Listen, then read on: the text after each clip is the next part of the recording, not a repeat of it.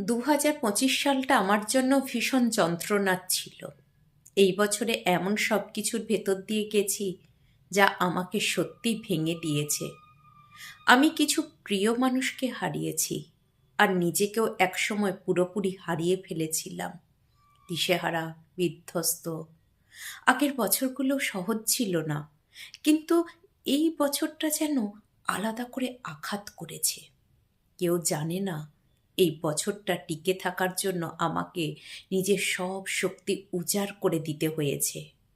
আমি শোক করেছি, কেঁদেছি, চিৎকার করেছি, ভেতরে ভেতরে ভেঙে পড়েছি। অনেক সময় মনে হয়েছে এই পৃথিবীটা যেন আমার প্রতি নিষ্ঠুর হয়ে উঠেছে।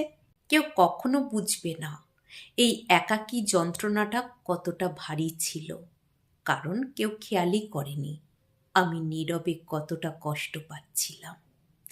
এই বছরটা এতটা ব্যথার ছিল কারণ আমি বিশ্বাসভঙ্গ, পরিত্যাগ, হতাশা, মানসিক নির্যাতন আর আবেগী নিপীড়নের ভেতর দিয়ে গেছি। একজন মানুষের অনুভূতিকে ভাঙার জন্য যা যা করা যায়, প্রায় সবই আমাকে সহ্য করতে হয়েছে। আমি যেন শতবার মারা গেছি, অগণিতবার কেঁদেছি, আর একসাথে সব কষ্ট বহন করেছি। তবুও সব কিছুর পরেও আমি এখানে আছি।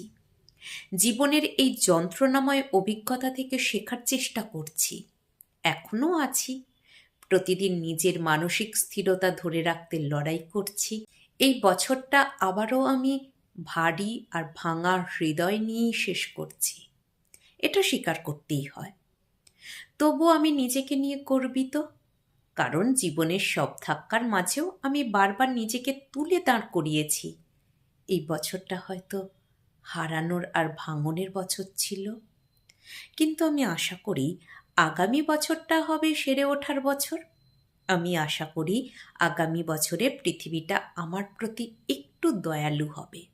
যুক্তির জায়গা থেকে দেখলে নীরবে সহ্য করার কষ্ট সবচেয়ে ভয়ঙ্কর, কারণ সেখানে কোনো সাক্ষী থাকে না।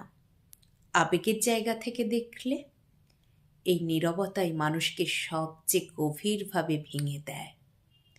ভাঙা মানে শেষ হয়ে যাওয়া নয়। যুক্তি বলে ভাঙন মানুষকে নিজের সীমা চিনতে শেখায়। আবেগ বলে প্রতিটি ভাঙনের সঙ্গে কিছু না কিছু হারালেও ভেতরে কোথাও শক্তি জন্ম নেয়।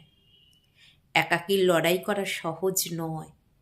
যুক্তির দিক থেকে নিজের সাথে টিকে থাকাটাই সবচেয়ে কঠিন যুদ্ধ। আবেগের জায়গায় এই লড়াই মানুষকে নীরবভাবে শক্ত করে তোলে। মানসিকভাবে টিকে থাকা নিজেই এক ধরনের বিজয়। যুক্তির দিক থেকে প্রতিদিন নিজেকে সামলে নেওয়াই অগ্রগতি। আবেগের জায়গায় বেঁচে থাকাটাই সাহসের প্রমাণ। আশা না থাকলে মানুষ থেমে যায়। যুক্তি বলে সামনে তাকানো ছাড়া এগোনোর পথ নেই।